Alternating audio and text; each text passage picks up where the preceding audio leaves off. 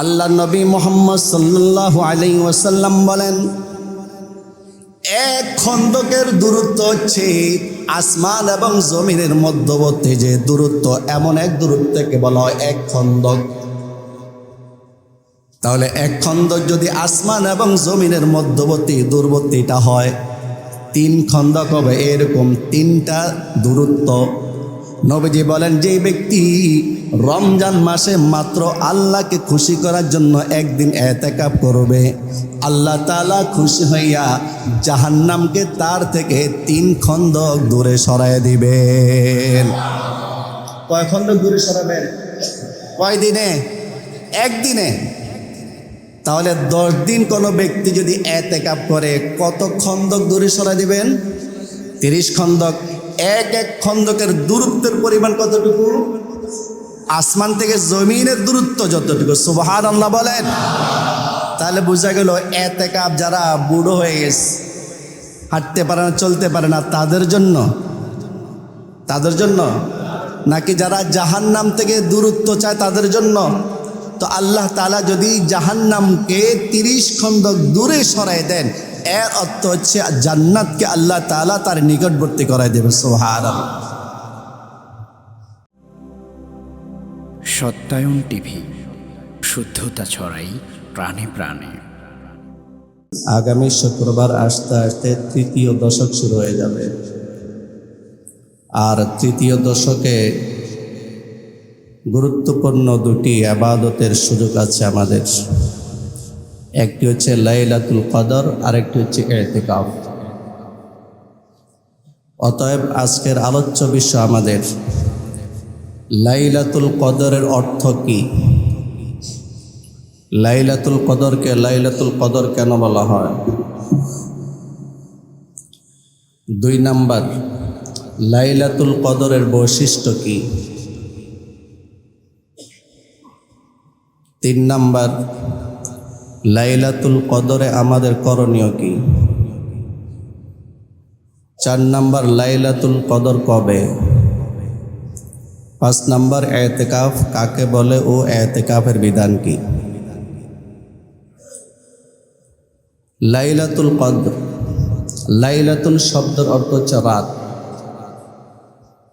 কদরুন শব্দের অর্থ হচ্ছে সম্মানিত। তাহলে লাইলাতুল কদরের অর্থ হবে সম্মানিত রাত। এই অর্থে লাইলাতুল কদরকে লাইলাতুল কদর কেন বলা হয়? বছরে মোট কয়টি রাত আছে? কয়টি রাত আছে বছরে? একটু জোরে বলেন। 365টি রাত আছে। এই 365 রাতের মধ্যে থেকে সর্বশ্রেষ্ঠ রাত, সম্মানিত রাত হচ্ছে লাইলাতুল কদর। এই জন্য লাইলাতুল কদরকে লাইলাতুল কদর বলা হয়। যেহেতু লাইলাতুল কদর অর্থ হচ্ছে সম্মানিত রাত, মহিমান্বিত রাত।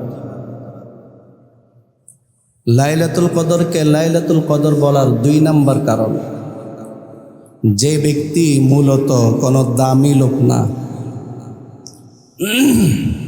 যে লোকটি মূলত সম্মানিত লোক না, দুনিয়ার লাইনে নয় আখিরাতের লাইনে, দুনিয়ার লাইনে সে হাজারো সম্মানিত ব্যক্তি হোক, আল্লাহর দরবারে তার কোনো সম্মান নাই, তার কোনো মূল্য আল্লাহর দরবারে নেই। দুনিয়ার যত বড় পদবী সে পাক না কেন, আল্লাহর বিধান অনুযায়ী না চললে তার 2 পয়সার দামও আল্লাহর দরবারে নেই। তো আল্লাহর দরবারে যে লোকটা সম্মানিত নয়, ওই লোকটাও যদি লাইলাতুল কদরে ইবাদত বন্দেগী করে, তওবা ইস্তিগফার করে, আল্লাহ তাআলার দরবারে লোকটা সম্মানিত হয়ে যায়। এই জন্য লাইলাতুল কদরকে লাইলাতুল কদর বলা হয়। বলেন, লাইলাতুল কদরকে লাইলাতুল কদর বলার কয়টা কারণ বললাম? 2টা কারণ বললাম। আপনাদের যার যতটুকু মেধা আছে সমস্ত মেধা ঢেলে দিতে হবে আমার কথা বোঝার জন্য। আমি হাবি আমার ইচ্ছা বলি না। এখানে অনেক মানুষ অমনোযোগী দেখা যায়, জিজ্ঞেস করলে বলতে পারে না। এগুলো অনেক কষ্ট করে, শুধু একটা কিতাব দেখা হয় না, বিভিন্ন কিতাব দেখে রিসার্চ করে তারপর আপনাদের সামনে উপস্থাপন করার চেষ্টা করি, এবং বিষয়ের বাহিরে আমি কখনো যাই না। লাইলাতুল কদরকে লাইলাতুল কদর বলার কয়টা কারণ বললাম? দুইটা কারণ বলেছি। লাইলাতুল কদর আল্লাহ রাব্বুল আলামিন শুধু বিশ্বনবী হযরত মুহাম্মদ মুস্তাফা সাল্লাল্লাহু আলাইহি ওয়াসাল্লামের উম্মতকে দান করেছেন। ইতিপূর্বে যত উম্মত আসছিল, কোনো উম্মতকে আল্লাহ তাআলা লাইলাতুল কদর নামক এইরকম রাত্র দেন নাই, ফজিলত দেন নাই। একমাত্র বিশ্বনবী মুহাম্মদ সাল্লাল্লাহু আলাইহি ওয়াসাল্লামের উম্মতের বৈশিষ্ট্য হচ্ছে লাইলাতুল কদর। সুবহানাল্লাহ বলেন। কেন দিলেন? রাসূলুল্লাহ সাল্লাল্লাহু আলাইহি ওয়াসাল্লাম সাহাবায়ে কেরামের সামনে একবার বয়ান করছিলেন। বয়ানে তিনি বলেছিলেন, বনি ইসরাইলের এক লোক 1000 মাস আল্লাহ তাআলার রাস্তায় জিহাদ করেছিল। কয় হাজার মাস? 1000 মাস। কত বছর হয় জানেন? 83 বছর 4 মাস আল্লাহর রাস্তায় জিহাদ করেছিল সে। তা আমাদের হায়াত কত? 60 বছর, 70 বছর বা 80 বছর। তো 83 বছর যদি আমাদের ইবাদত করতে হয়, প্রথম 15 বছর বাদ দেন, বালেগ হতেই তো 15 বছর লাগে। তাহলে 83 বছর সাথে যদি 15 বছর যোগ করেন, কত বছর হায়াত পেতে হবে বলেন? 83 আর 15 কত? একদম মৃত্যুর আগ পর্যন্ত কি ইবাদত করা যায়? শেষের 4 বছর, 5 বছর, 2 বছর, 3 বছর বিছানা পড়ে থাকতে হয়। আর ওই লোকটা 1000 মাস শুধু আল্লাহর রাস্তায় জিহাদ করেছিল। সুবহানাল্লাহ। সাহাবায়ে কেরামের মন খারাপ হয়ে গেছে। আমাদের হায়াত তো এত না, কিভাবে আমরা শ্রেষ্ঠ উম্মত হব? তাহলে আমরা তো ওই লোক থেকেও পিছিয়ে পড়বো আমাদের দৃষ্টিকোণ থেকে।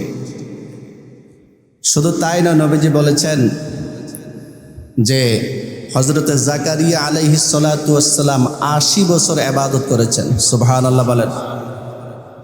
তিনি আরো বললেন, হযরতে আইয়ুব আলাইহিস সালাতু ওয়াসসালামও 80 বছর ইবাদত করেছেন। শুধু ইবাদত 80 বছর। হযরত হিজকিল আলাইহিস সালাতু ওয়াসসালামও 80 বছর ইবাদত করেছেন। হযরতে ইউসা আলাইহিস সালাতু ওয়াসসালামও 80 বছর ইবাদত করেছেন। কয়জন নবীর নাম বললেন? সবাই একটু জোরে বলেন, কয়জন? সাহাবায়ে কেরামের মনে আরো খারাপ হয়ে গেছে। আমরা তো এত হায়াত পাবো না। আল্লাহ রাব্বুল আলামিন কত মেহেরবান আমাদের প্রতি, নবীজিকে কত ভালোবাসতেন। সাথে সাথে জিবরিল আলাইহিস সালাতু ওয়াসসালামকে আল্লাহ তাআলা সূরাতুল কদর দিয়া নবীজির কাছে পাঠিয়ে দিলেন। এখন সূরাতুল কদর আল্লাহ কি বলেন? আল্লাহ বলেন, ইন্না আনজালনাহু ফি লাইলাতিল কদর। আমি কোরআন অবতীর্ণ করেছি লাইলাতুল কদরে।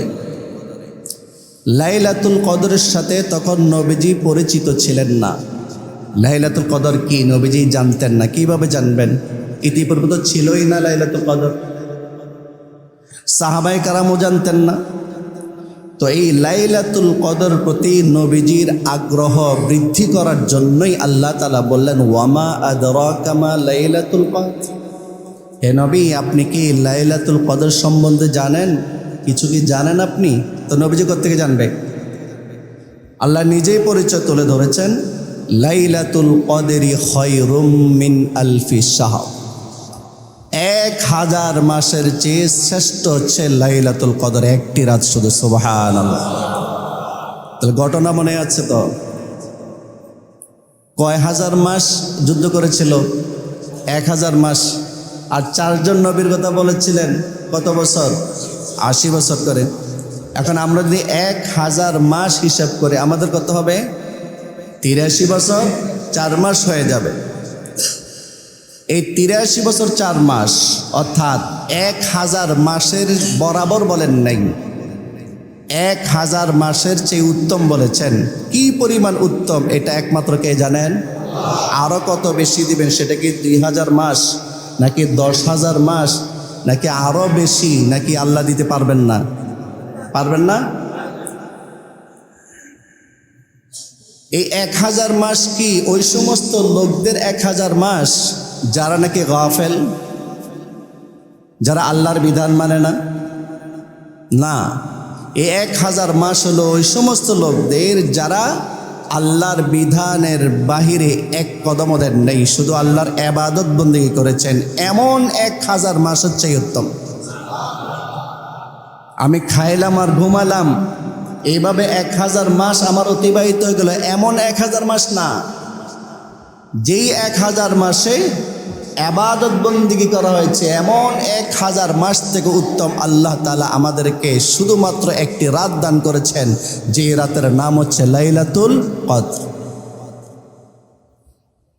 এই লাইলাতুল কদরের বৈশিষ্ট্য কি?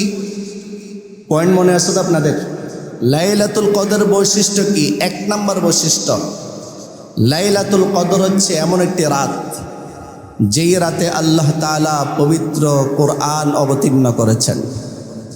এটাই বৈশিষ্ট্য, 1 নম্বর বৈশিষ্ট্য। প্রমাণ, ইন্না আনজালনাহু ফি লাইলাতিল কদর।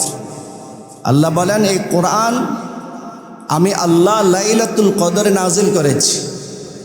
লাইলাতুল কদরের বৈশিষ্ট্য হচ্ছে এই রাতে আল্লাহ তাআলা কোরআন নাজিল করেছেন। লাইলাতুল কদর সম্মানিত হওয়ার জন্যে আর কোনো কিছুর প্রয়োজন নেই। লাইলাতুল কদর মহিমান্বিত হওয়ার জন্য আর কোনো কিছুর প্রয়োজন নেই। লাইলাতুল কদরে আল্লাহ তাআলা পবিত্র কোরআন নাজিল করেছেন, এতটুকুই যথেষ্ট। কারণ আল্লাহ তাআলা হচ্ছেন স্রষ্টা, আর সে আল্লাহ তাআলার কালাম হচ্ছে পবিত্র কোরআন। সুবহানাল্লাহ বলেন। এর চেয়ে দামি আর হতে পারে না পৃথিবীতে। আর এমন কোনো বিষয় নেই, এমন কোনো বস্তু নেই যে বস্তুর দাম কোরআন থেকে বেশি হইতে পারে। বরং কোরআনের সাথে যার সম্পর্ক যত বেশি হবে, সে ব্যক্তি তত বেশি দামি হয়ে যাবে। কি কোরআনের দাম বাড়বে নাকি ওই ব্যক্তির দাম বাড়বে? বলেন, কোরআনের দাম তো আছেই, কোরআনের সাথে যার সম্পর্ক যতটুকু হবে তার দামও ততটুকু বেড়ে যাবে। এই তো আমি বলেছিলাম কয়েক জুমা আগে যে নবীজির দাম এত বেশি কেন? সমস্ত নবী থেকে আমাদের নবীর দাম কেন? আমাদের নবীর সাথে সম্পর্ক ছিল কিসের? কোরআনের। এ কোরআন আমাদের নবীর উপর নাজিল হয়েছে, কোরআনের সাথে আমাদের নবীজির সম্পর্ক, এই জন্য নবীজির দাম বেড়ে গেছে। এই কোরআনের সাথে জিবরিল আমিনের সম্পর্ক, সমস্ত ফেরেশতা থেকে জিবরিল আমিনের দাম বেড়ে গেছে। সুবহানাল্লাহ। এই কোরআনের সাথে মক্কা শরীফের সম্পর্ক, সারা পৃথিবী থেকে মক্কা শরীফের দাম বেড়ে গেছে। এই কোরআন শরীফের সাথে মদিনা শরীফের সম্পর্ক, সারা পৃথিবী থেকে মদিনা শরীফের দাম বেড়ে গেছে। এই কোরআন শরীফের সাথে পৃথিবীর মধ্যে যতগুলো কাপড় আছে, সবচেয়ে নিম্নমানের কাপড় যদি কোরআন শরীফের গিলাফের সাথে লাগানো হয়, সারা পৃথিবীর সমস্ত কাপড়কে একত্রিত করলে যে পরিমাণ দাম হবে, খোদার কসম করে বলছি তার চেয়েও অনেক অনেক অনেক বেশি দাম হবে। ওই যেই কাপড়ের কোনো দাম ছিল না, যেই কাপড় এখন কোরআনের সংস্পর্শে এসেছে, ওই কাপড়ের দাম আল্লাহ তাআলার দরবার বেশি হয়ে যাবে। এই জন্য তো দেখেন না, আমরা যত দামি কাপড় গায়ে দিই না কেন, আপনার কাপড়ের, আপনার শার্টের, আপনার প্যান্টের 1 গজ কাপড় সর্বোচ্চ কত? বলেন, সর্বোচ্চ কত টাকা গজ? বলে না, মনে হয় আপনারা কোনো জামাই কিনেন নাই বা কাপড় কিনেন নাই। একটা দুইটা বলেন। 180 টাকা। আর দামি কাপড় নাই। আমার এটা তো 700 টাকা।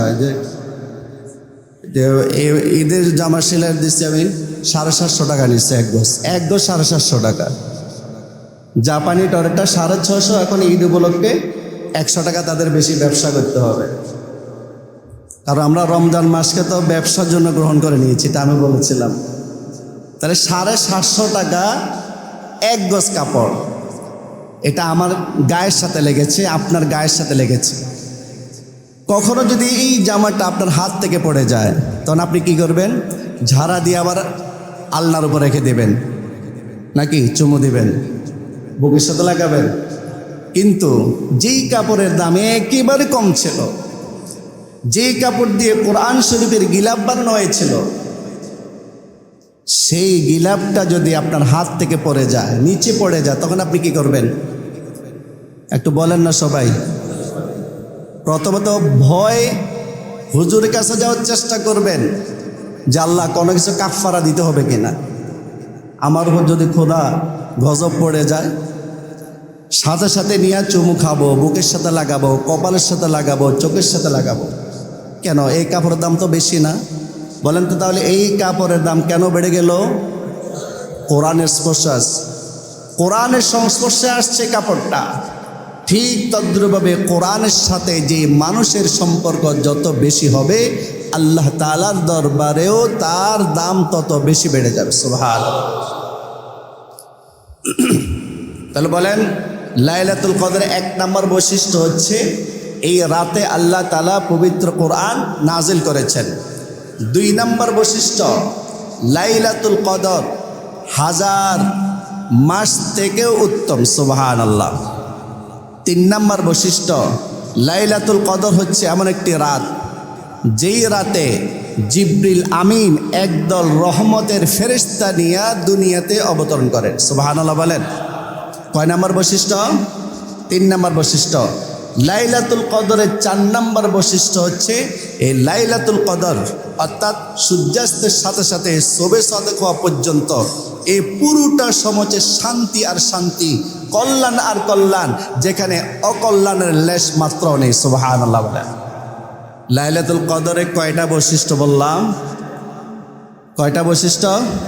তো প্রমাণ দিতে হবে না, 4টা বৈশিষ্ট্য আমি বলে দিলে হবে? এই 4টা বৈশিষ্ট্য সূরাতুল কদরে আছে। 1 নম্বর বৈশিষ্ট্য কোরআনে, সেটা তো আছেই, ইন্না আনজালনাহু ফি লাইলাতিল কদর। 2 নম্বর বৈশিষ্ট্য, 1 রাত 1000 মাস থেকে উত্তম, প্রমাণ লাইলাতুল কদরি খায়রুম মিন আলফি শাহর। 3 নম্বর বৈশিষ্ট্য, জিবরিল আমিন একদল ফেরেশতা নিয়ে দুনিয়াতে অবতরণ করেন, প্রমাণ তানাজ্জালুল মালাইকাতু ওয়ার রূহু ফিহা বিইذনি রাব্বিহিম মিন কুল্লি আমর। তানাজ্জালুল মালাইকাতু ওয়ার রূহ, ফেরেশতা এবং জিবরিল আমিন। রূহ মানে এখানে জিবরিল আমিন। ফেরেশতা এবং জিবরিল আমিন অবতরণ করেন আসমান থেকে, দুনিয়াতে অবতরণ করেন। প্রত্যেকটি বিষয় নিয়ে, প্রত্যেকটি জরুরি বিষয় নিয়ে, প্রত্যেকটি বিধান নিয়ে, আগামী 1 বছর কার কি হবে না হবে সম্পূর্ণ দায় দায়িত্ব ফেরেশতারা বুঝে নিয়ে দুনিয়াতে অবতরণ করেন। সুবহানাল্লাহ বলেন। 4 নম্বর বৈশিষ্ট্য বলেছিলাম, পুরো রাত শান্তি আর শান্তি, অশান্তি নেই। সেটা অর্থ সালামুন। সালামুন অর্থ কি? শান্তি আর শান্তি। কতক্ষণ পর্যন্ত? হিয়া হাত্তা মাতলাইল ফাজর, যতক্ষণ না শবে সাদেক হবে। লাইলাতুল কদর শুরু সূর্যাস্তের সাথে সাথে, আর শেষ কখন? শবে সাদেক। আমাদের সমাজে একটা প্রচলন আছে, লাইলাতুল কদর দেখবেন বয়ান তো হবেই, এরপর ফজরের নামাজের পরে লম্বা একটা মুনাজাত দেওয়া হয়। যে মানুষগুলো লাইলাতুল কদরে আসে নাই, ফজরের নামাজ জামাতের সাথে পড়ার জন্য আসছে আর মুনাজাতের আশায় বসে আছে, বলেন ওই সময় কি লাইলাতুল কদর আছে? লাইলাতুল কদরের সময় কখন শেষ হয়ে গেছে? এই জন্য প্রত্যেক মসজিদে ইমামদের এটা খেয়াল রাখা উচিত, সারা রাত ধরে যারা নাকি ইবাদত বন্দেগী করেছে তাদের জন্যে, তাদের আরামের জন্য ওই দিন ফজরের নামাজ ছোট্ট ছোট্ট সূরা দিয়ে পড়ানো হবে, সংক্ষিপ্ত আকারে মুনাজাত দিয়ে বাসা গিয়ে ঘুমাবে। এটা আপনারা মনে রাখবেন, আপনাদের মসজিদে যেন এই আমলটা চালু হয়ে যায়। তাহলে 3 নম্বর আলোচনা গেল আমার। লাইলাতুল কদরে কয়টা বৈশিষ্ট্য? 4টা বৈশিষ্ট্য। লাইলাতুল কদরে আমাদের করণীয় কি? 1 নম্বর করণীয়, লাইলাতুল কদরে আমরা ইবাদত বন্দেগী করব। কি ইবাদত বন্দেগী করব? 2 রাকাত নফলের নিয়ত করে নামাজ পড়তে থাকবো, সালাত ও তাসবিহ আদায় করতে থাকবো, দরুদ শরীফ পাঠ করতে থাকবো, কোরআন তেলাওয়াত করতে থাকবো, জিকির আজকার করতে থাকবো। কেন? قال رسول الله صلى الله عليه وسلم إذا كان ليلة القدر نزل جبرائيل في كبكبة من الملائكة ইউসাল্লুনা আলা কুল্লি আবদিন কাইমিন আও কাঈদিন ইয়াযকুরুল্লাহা আযজা ওয়া জাল্লা। আল্লাহর নবী বলেন লাইলাতুল কদরে জিবরিল আমিন একদল রহমতের ফেরেশতা নিয়ে দুনিয়াতে অবতরণ করেন। দুনিয়াতে অবতরণ করে তারা ঘুরতে থাকেন। কে নামাজ পড়ে, বসে বসে কে ইবাদত করে, দাঁড়িয়ে দাঁড়িয়ে কে ইবাদত বন্দেগী করে, কে জিকির আজকার করে, কে কোরআন তেলাওয়াত করে। তারা দেখে দেখে যখন নাকি আল্লাহর বান্দা বান্দীদেরকে দেখে ইবাদত করা অবস্থায় সকলের জন্য ফেরেশতারা রহমতের দোয়া করতে থাকে। একটা হাদিসে যথেষ্ট না ঘুমানোর জন্য। শুধু তাই না, নবীজি বলেন মান কামা লাইলাতুল কদরি ঈমানা ওয়া ইহতিসাবা, কোন উম্মত যদি ঈমানের সাথে সওয়াবের আশায় লাইলাতুল কদরে ইবাদত বন্দেগী করে, গফিরা লাহু মা তাকাদ্দামা মিন যামবিহি, আমার আল্লাহ আমার ওই উম্মতের অতীতের সব গুনাহ মাফ করে দেয়। গুনাহ নাই এমন কাউকে হাত তুলতে পারবো আমরা? তাহলে যেহেতু গুনাহ আছে মাপও চাইতে হবে। তাহলে আমাদের করণীয় কি লাইলাতুল কদরে বলেন? এক নম্বর করণীয় কি? ইবাদত বন্দেগী করব।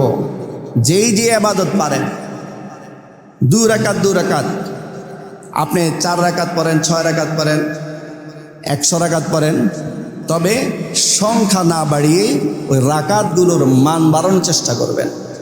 কোয়ালিটির দিকে তাকাবেন, কোয়ান্টিটির দিকে তাকাবেন না যে কয় রাকাত পড়লাম। না, আল্লাহ কয় রাকাত এটা দেখবেন না, আল্লাহ দেখবেন কেমন হয়েছে নামাজটা, আহসান উত্তম হয়েছে কিনা এটা দেখবেন। শুধু যেই কোনো সূরা দিয়ে আপনি পড়তে পারবেন।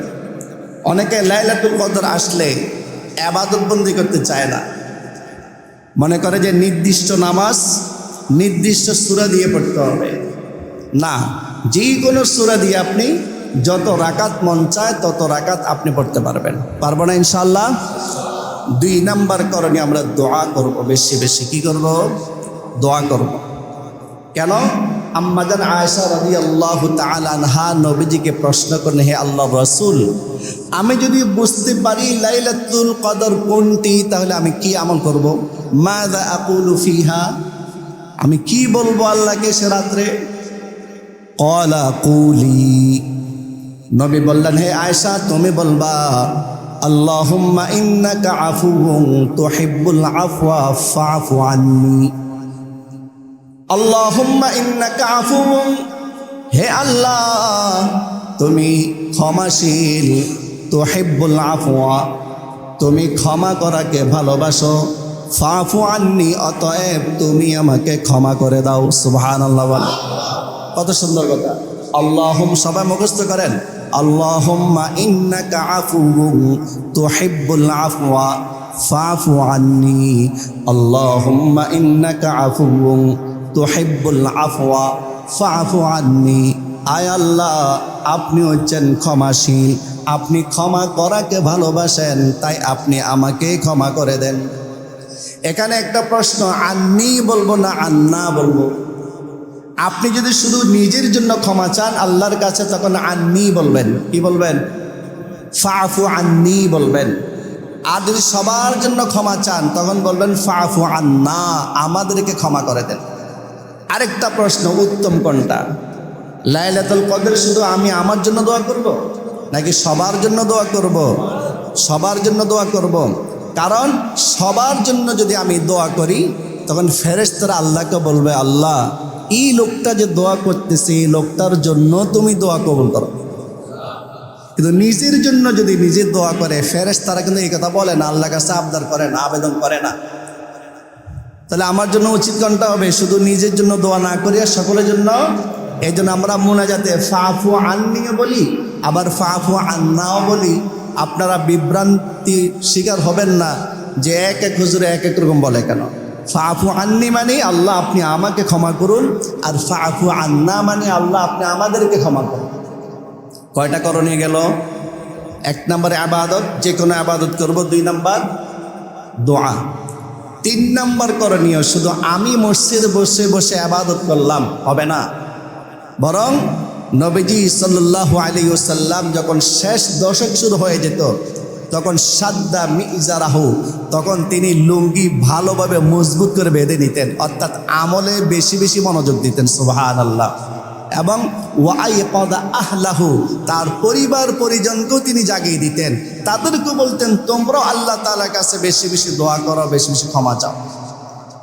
তাহলে স্বামীরা, যত স্বামী আছে স্ত্রীদেরকে বলবে, মা এবং বাবার সন্তানদেরকে বলবে, যাদের অধীনে যারা আছে অধীনস্থ লোকদেরকে যেন বলে ইবাদত বন্দেগী করো, কারণ আল্লাহ তাআলা বলেছেন ইয়া আইয়ুহাল্লাযীনা আমানু উ আনফুসাকুম, হে মুমিনগণ তোমরা নিজেরা জাহান্নামের আগুন থেকে বাঁচাও এবং তোমাদের পরিবার পরিজনকেও বাঁচাও।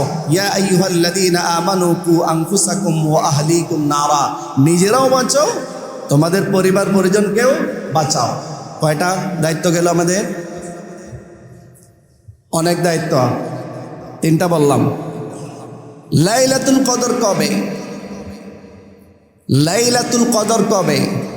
সাধারণত আমরা 26 তারিখ দিবাগত রাতকে লাইলাতুল কদর মনে করি, কিন্তু এটা উচিত না যে শুধু এক রাতকে আমরা লাইলাতুল কদর মনে করব, উচিত না এটা। বরং এক হাদিসের মধ্যে রাসূলুল্লাহ সাল্লাল্লাহু আলাইহি ওয়াসাল্লাম বলেছেন তোমরা প্রথম দশকে লাইলাতুল কদর তালাশ করো। কোন দশকে? প্রথম দশকে। প্রথম দশকে শাইখ মুহিউদ্দিন ইবনে আরবি তিনি বলেন 13 এবং 18 তারিখে তোমরা লাইলাতুল কদর তালাশ করো। কত তারিখ? 13 এবং 18। ইমাম শাফি রহমতুল্লাহ আলাইহি বলেন তোমরা 21 সোজা লাইলাতুল কদর তালাশ করো। কয়টা মত বললাম আমি? তিনটা মত বললাম। রাসূল করিম সাল্লাল্লাহু আলাইহি ওয়াসাল্লামকে যখন লাইলাতুল কদর কথা জানানো হলো, আল্লাহর নবী প্রথম বছর পুরো 30 দিন, প্রথম দশক, দ্বিতীয় দশক, তৃতীয় দশক, পুরো 1 মাস লাইলাতুল কদর তালাশ করেছে। তার মানে পুরো 1 মাস আল্লাহর নবীজি এতেকাবে ছিলেন, এতেকাবে ছিলেন। সুবহানাল্লাহ বলেন। লাইলাতুল কদর যেন না আসে, পুরো 1 মাস। এরপরে একটা হাদিসের মধ্যে রাসূলুল্লাহ সাল্লাল্লাহু আলাইহি ওয়াসাল্লাম আমাদেরকে বলেছেন তাহাররাউ লাইলাতাল কদরি ফিল ভিত্রি মিনাল আশরিল আওয়াখির মিন রমাদান, রমজান মাসের শেষ দশকের বেজোড় রাতগুলোতে তোমরা শবে কদর তালাশ করো। এখন সহজ হয়ে গেছে। 21, 23, 25, 27, 29। দেখেন কোন হাদিসে কি এটা আছে যে তোমরা 26 তারিখ দিবাগত রাত্রে শুধু তালাশ করো? আগের মতামতগুলো বাদ দিলে তো এখানে নবীজি স্পষ্ট করে দিয়েছেন। সমস্ত সহিহ হাদিসের কিতাব, যতগুলো কিতাব আছে সমস্ত কিতাবের মধ্যে হাদিসটা আছে যে তোমরা শেষ দশকের বেজোড় রাতগুলোতে শবে কদর তালাশ করো। আমরা কেন 27 রাতে শুধু তালাশ করি, 21 তালাশ করি না, 23ও তালাশ করি না, 25ও তালাশ করি না, 29ও আমরা তালাশ করি না? এই লাইলাতুল কদর যেন আমরা পাই, সেজন্য আল্লাহ রাব্বুল আলামিন মুসলমানদের জন্য আরেকটা বিধান দিয়েছেন, সেটা হচ্ছে ইতিকাফের বিধান। সুবহানাল্লাহ। ইতিকাফ যারা করবে, ইতিকাফ শব্দের অর্থ কি? ইতিকাফ শব্দের অর্থ হচ্ছে অবস্থান করা। ইতিকাফ শব্দের অর্থ কি? অবস্থান করা। ইতিকাফের পারিবেশিক অর্থ কি? যেই মসজিদে 5 ওয়াক্ত নামাজ জামাতের সাথে আদায় করা হয়, এমন মসজিদে আল্লাহকে খুশি করার জন্য ইবাদতের নিয়ত করে অবস্থান করাকে ইতিকাফ বলা হয়। তাহলে ইতিকাফ শব্দের আবিধানিক অর্থ কি? সবাই বলে না কেন? অবস্থান করা। আর পারিবেশিক অর্থ কি? আল্লাহকে খুশি করার জন্য ইবাদতের নিয়তে যেই মসজিদে 5 ওয়াক্ত নামাজ বা জামাত আদায় করা হয়, এমন মসজিদে অবস্থান করার নাম কি? ইতিকাফ। এই ইতিকাফ 3 প্রকার। বলেন ইতিকাফ কত প্রকার? 3 প্রকার। একটা হচ্ছে ওয়াজিব ইতিকাফ, আরেকটা হচ্ছে সুন্নতে মুআক্কাদা ইতিকাফ, আরেকটা হচ্ছে মুস্তাহাব ইতিকাফ। ওয়াজিব ইতিকাফ কোনটা? কোনো ব্যক্তি যদি মান্যত করে, আল্লাহ আমার যদি অমুক কাজটা হয়ে যায় আমি 3 দিন রোজা রাখবো, 3 দিন ইতিকাফ করব। আমার অমুক কাজটা যদি হয়ে যায় আমি 10 দিন এতেকাফ করব। এই যে একটা নিয়ত করলো, যদি কাজটা হয়ে যায় তখন তার উপর এতেকাফ করাটা ওয়াজিব হয়ে যায়। শুধু এতেকাফ করা ওয়াজিব হয় না, বরং তার উপর রোজা রাখাটাও ওয়াজিব হয়ে যায়। ভালোভাবে খেয়াল করেন মাসালা, কোনো ব্যক্তি যদি এতেকাফের মান্যত করে, কাজটা যদি হয়ে যায়, তার উপর এতেকাফ করা ওয়াজিব, রোজা রাখাও ওয়াজিব। কয়টা বিধান চলে আসলো? 2টা বিধান চলে আসবে। রোজা না রাখিয়ে এতেকাফ করা যাবে না, মান্যতের এতেকাফ। তাহলে মান্যতের এতেকাফ আদায়ের জন্য কি করতে হবে? রোজা রাখতে হবে। তাহলে এটা হচ্ছে ওয়াজিব এতেকাফের। আরেকটা হচ্ছে সুন্নতে মুআক্কাদা আলাল কিফায়া এতেকাফ। সুন্নতে মুআক্কাদা, সুন্নতে মুআক্কাদা যে সুন্নত, যেই তরিকাকে আল্লাহ নবীজি কখনো ছাড়েন নাই, এমন সুন্নতকে সুন্নতে মুআক্কাদা বলে।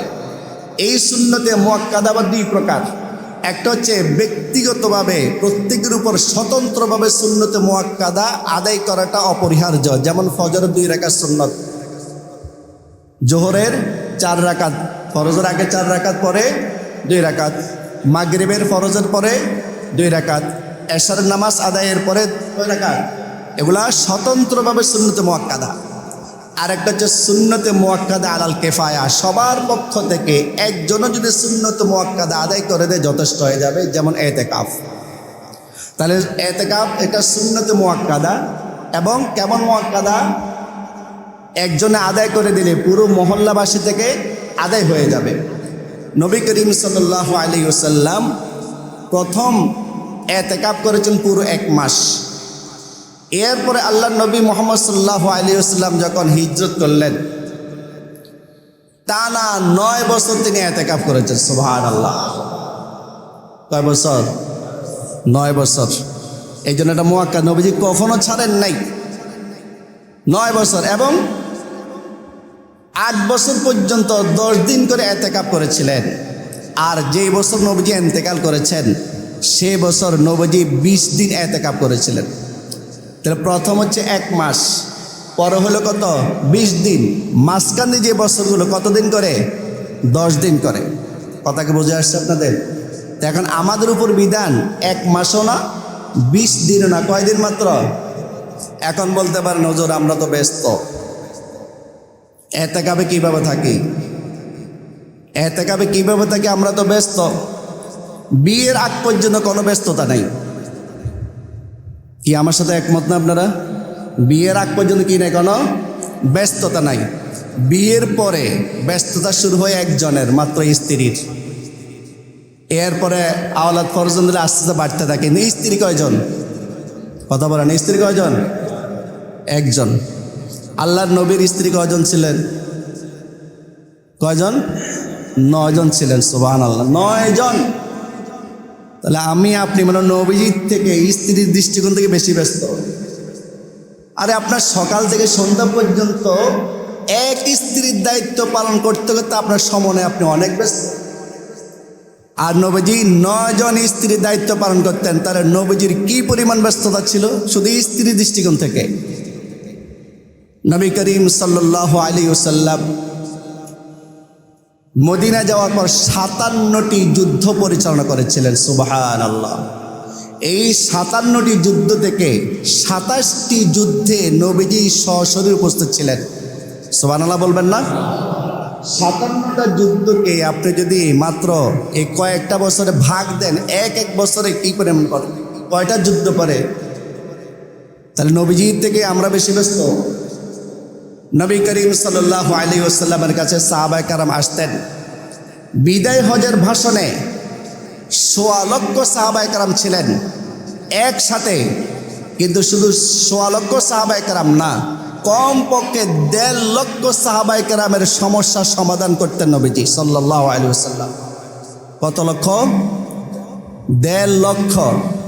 তা আমি আপনি তো মেম্বারও না, চেয়ারম্যানও না, তারপরে আমি ব্যস্ত। নবী করিম সাল্লাল্লাহু আলাইহি ওয়াসাল্লামের উপরে আরো একটা দায়িত্ব ছিল। যে কোনো সময়, যে কোনো মুহূর্তে জিবরিল আমিন নবীজির কাছে আসতেন এবং বিধান নিয়ে আসতেন। সেই বিধানগুলোকে উম্মতের মাঝে পৌঁছে দেওয়ার মহাগুরু দায়িত্ব নবীজির উপর ছিল। এত ব্যস্ততার পরেও আল্লাহর নবী কখনো এতেকাব ছাড়েন নাই, আর আমি আপনি কখনো এতেকাব ধরি নাই। বলেন আমার নবীর মধ্যে, আমাদের এবং আমাদের নবীর মধ্যে পার্থক্য কি? আমাদের নবীজি এতেকাব কখনো ছাড়েন নাই, আর আমরা এতেকাব কখনো ধরি নাই। কাল কিয়ামতের ময়দানে যদি আমাকে প্রশ্ন করে, হে আব্দুল আজিজ, হে আব্দুল্লাহ, হে আব্দুল করিম, আমি তো এতেকাব জীবনে ছাড়ি নাই একবারের জন্য, তুমি কেন একবারের জন্য এতেকাব করো নাই? বলেন উত্তর কার কার আছে? হাত তোলেন দেখি এবার। কি উত্তরটা দেবো বলেন? কিন্তু আশেখ রাসূল তো অভাব নাই, বিশ্ব আশেখ রাসূল, এসকো ভিতরে আর জায়গা হইতেছে না। আশেখ রাসূল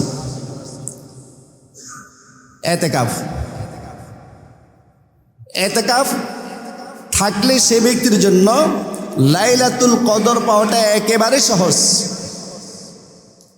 কোনো বাড়িওয়ালার কাছে যদি কোনো মেহমান আসে, মেজবান, তাকে অবহেলা করে না। কোনো ভাড়াটিয়ার ঘরে যদি মেহমান আসে, মেজবান কমপক্ষে একদিন হলো তাকে অবহেলা করবে না, একবেলার জন্য অবহেলা করবে না। যারা নাকি এতেকাবে পড়ে থাকে, এর অর্থ আমি স্ত্রী ছাড়লাম, সন্তান ছাড়লাম, মা বাবা ছাড়লাম, সব কিছু ছেড়ে আল্লাহ তোমার দরবারে, তোমার ঘরে মেহমান হিসেবে আমি থাকলাম। আল্লাহ কি এত নিষ্ঠুর যে আল্লাহ তার মেহমানের সাথে খারাপ আচরণ করবেন? লাইলাতুল কদর চলে যাচ্ছে, লাইলাতুল কদর ফজিলত আল্লাহর মেহমানকে দিবেন না? আল্লাহ কি রহমানুর রহিম নন? জোরে বলেন, আওয়াজ অনেক আসতে। আল্লাহকে রহমান রহিম কিনা? রহমান কিনা? রহিম কিনা? তো সাধারণ মানুষ যদি মেহমানের কদর করে, আল্লাহ রাব্বুল আলামিন কেন তার মেহমানকে কদর করবেন না? যে ব্যক্তি এতেকাবে থাকবে সে ব্যক্তি 21, 23, 25, 27, 29 সব কিছু সে পেয়ে যাবে, কিন্তু কোনো গুরুত্ব নাই। বরং বিভিন্ন মসজিদে দেখা যায় এলাকার মধ্যে সবচেয়ে বয়স্ক লোকটা একেবারে অচল। মসজিদ কমিটির লোকগুলা ওই বুড়া চাচারে একদম আলগায় ধরিয়া মসজিদে আনিয়ে বসায় দেয় যে আপনি এতেকাবে থাকেন। কি হাসতেছেন আপনারা? গ্রামের খবর নেন। চাচা অনেক ঘুরে ঘুরছি গ্রামে, আপনার মতন অচল আর কেউ নাই। চলেন আপনি মসজিদে থাকবেন, এতেকাবে থাকবেন, আপনার খানা দানের ব্যবস্থা করে দেব, যাওয়ার সময় 2, 4, 5 হাজার টাকা আপনাকে হাদিয়াও দেব। অনেক ঘুরে ঘুরছে, আপনার মতন অচল আর কেউ নাই। তারা এই কথা বুঝাতে চায় যে এর চেয়ে অচল আর নাই, এর রেখে গেলাম। ফেরেশতারা যেন জিজ্ঞেস করে, হে কমিটির লোক, এত অচল লোক তারা রেখে গেলাম মসজিদে, সচলরা কই? ফেরেশতারা যেন তাদেরকে জিজ্ঞেস করে সচলরা কোথায়? তখন ওই কমিটির লোক বা দায়িত্বে যারা আছে তারা যেন বলতে পারে, আল্লাহ এরা তো বিভিন্ন মার্কেটে ব্যস্ত আছে, সামনে তো ঈদ, ব্যবসায়ীরা ব্যবসার মধ্যে ব্যস্ত, আর জওয়ানরা বিভিন্ন কেনাকাটা নিয়ে, যুবতীরা কেনাকাটা নিয়ে মার্কেটে ব্যস্ত আছে। এই জন্য এলাকার মধ্যে সবচেয়ে অচল যেটা সেটা রাখি গেলাম আর কি। বলেন এরকম হয় কি হয় না? আচ্ছা, অচলদের জন্য কি এতেকাফ? যার গুনাহ করার কোনো শক্তি নেই, যার দ্বারা দুনিয়ার কোনো কাজ হবে না, তারে আপনি আলগা দরিয়ে আনে মসজিদে বসা রেখেছেন, একটা লাশ, মুর্দা। অথচ এতেকাফ তো তাদের জন্য যারা নাকি জাহান্নাম থেকে মুক্তি চায়। এতেকাফ তো তাদের জন্য যারা নাকি জান্নাত কামনা করে। এই কথাটা আমি এমনি বলি নাই। ক্বালা রাসূলুল্লাহি সাল্লাল্লাহু আলাইহি ওয়াসাল্লাম, মান ইতাকাফা ইয়াওমান ইবতিগা ওয়াজহিল্লাহ জাআলাল্লাহু বাইনাহু ওয়া বাইনান নারি 3 খানাদিক আবাদা বাইনাল খাফিতাইন। আল্লাহ নবী মুহাম্মদ সাল্লাল্লাহু আলাইহি ওয়াসাল্লাম বলেন, এক খন্দকের দূরত্ব হচ্ছে আসমান এবং জমিনের মধ্যবর্তী যে দূরত্ব, এমন এক দূরত্বকে বলা হয় এক খন্দক। তাহলে এক খন্দক যদি আসমান এবং জমিনের মধ্যবর্তী দূরবর্তীটা হয়, 3 খন্দক হবে এরকম 3টা দূরত্ব। নবীজি বলেন, যেই ব্যক্তি রমজান মাসে মাত্র আল্লাহকে খুশি করার জন্য একদিন এতেকাফ করবে, আল্লাহ তাআলা খুশি হইয়া জাহান্নামকে তার থেকে 3 খন্দক দূরে সরায় দিবেন। কয় খন্দক দূরে সরাবেন? কয় দিনে? একদিনে। তাহলে 10 দিন কোনো ব্যক্তি যদি এতেকাফ করে কত খন্দক দূরে সরাই দিবেন? 30 খন্দক। এক এক খন্দকের দূরত্বের পরিমাণ কতটুকু? আসমান থেকে জমিনের দূরত্ব যতটুকু। সুবহানাল্লাহ বলেন। তাহলে বোঝা গেল এতেকাফ যারা বুড়ো হয়ে গেছে, হাঁটতে পারে না, চলতে পারে না, তাদের জন্য নাকি যারা জাহান্নাম থেকে দূরত্ব চায় তাদের জন্য? তো আল্লাহ তাআলা যদি জাহান্নামকে 30 খন্দক দূরে সরাই দেন, এর অর্থ হচ্ছে জান্নাতকে আল্লাহ তাআলা তার নিকটবর্তী করাই দেবে। সুবহানাল্লাহ। এতেকাফে থাকলে ফায়দা আছে। কেন? ইয়াজরি লাহু মিনাল হাসানাত কাআমিলিল হাসানাতি কুল্লিহা। এতেকাফে থাকার কারণে কোন নেক আমল যদি সে করতে নাও পারে, যেমন মানুষ মারা গিয়েছে, মহল্লার লোক মারা গিয়েছে, সে জানাজা গেলে সওয়াব পাইতো, এতেকাফের কারণে যেতে পারছে না। অসুস্থ ব্যক্তিকে দেখতে যেতে পারছে না, সওয়াব নিতে পারছে না। নবীজি বলেন, সে ব্যক্তি নেক আমল করলে যেই পরিমাণ সওয়াব পেত, এতেকাফের কারণে নেক আমলগুলো করতে না পারলেও আল্লাহ তাআলা তাকে ওই পরিমাণ সওয়াব দান করবেন। তো চিন্তা কিসের? এই জন্য যারা এতেকাফে থাকবে, সে যদি ঘুমাইও থাকে, একদম নাক ডাকি ডাকি ঘুমাইতেছে, তার জন্য শবে কদর পাওয়াটা নিশ্চিত। তার জন্য শবে কদর পাওয়াটা কি? কারণ যে ব্যক্তি এশার নামাজ বা জামাতে আদায় করবে, ফজরের নামাজ বা জামাতে আদায় করবে, সে ব্যক্তি তো সারা রাত নফল ইবাদত করলে যেই পরিমাণ সওয়াব পায়, সেই পরিমাণ সওয়াব পাবে। বলেন তো, কোনো ব্যক্তি যদি এতেকাফে থাকে মসজিদে, সে কি এশার নামাজ জামাতের সাথে পড়বে না? ফজরের নামাজ পড়বে।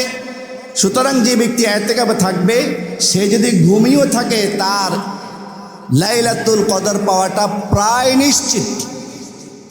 গত বছর আপনাদের এই মসজিদে আমি খবর নিয়েছি, মাত্র 6 থেকে 7 জন ছিল। কতজন? 6 থেকে 7 জন লোক ছিল। বলেন তো, আমার এই আলোচনার পরে একটা মানুষের অন্তর কি আসে না যে আমি 10টা দিনের জন্য আমার দুনিয়ার যত ঝামেলা আছে, সমস্ত ঝামেলাকে আমি পিছনে ঠেলে দেব, একমাত্র 10টা দিন আমি আল্লাহর জন্য ওয়াকফ করব? দেখি ইনশাল্লাহ হাত তোলেন তো, এই বছর কারা কারা থাকার নিয়ত করছেন?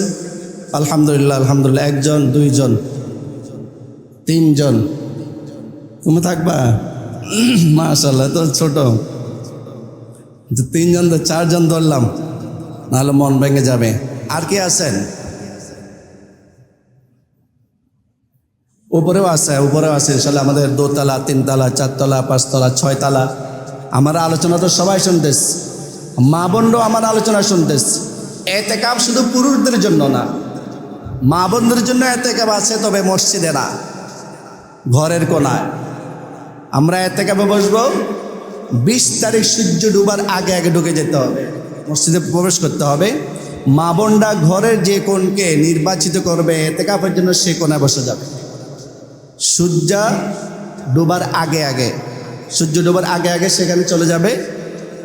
আর এটা শেষ হবে তখন বলে চাঁদ দেখা গেলে। কিসের চাঁদ?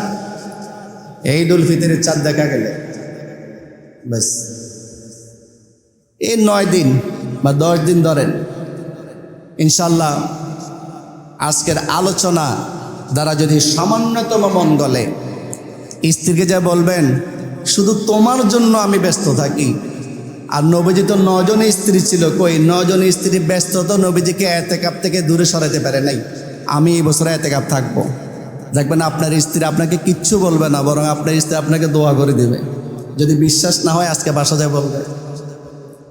যে স্ত্রীর সামান্যতম ঈমান আছে, সে চিন্তা করবে যে আমার স্বামী তো আমার জন্য সারা বছরে কষ্ট করে, মাত্র 10টা দিন একটু সুখে থাকুক, আল্লাহর দরবারে পড়ে থাকুক। ইনশাল্লাহ চেষ্টা করবো তো ইনশাআল্লাহ, ইনশাল্লাহ বলেন, আরো জোরে বলেন ইনশাআল্লাহ। আল্লাহ রাব্বুল আলামিন আমাদের সবাইকে বোঝার এবং আমল করার তৌফিক দান করুন। ওয়া আখিরু দাওয়ানা আনিল হামদুলিল্লাহি রাব্বিল আলামিন।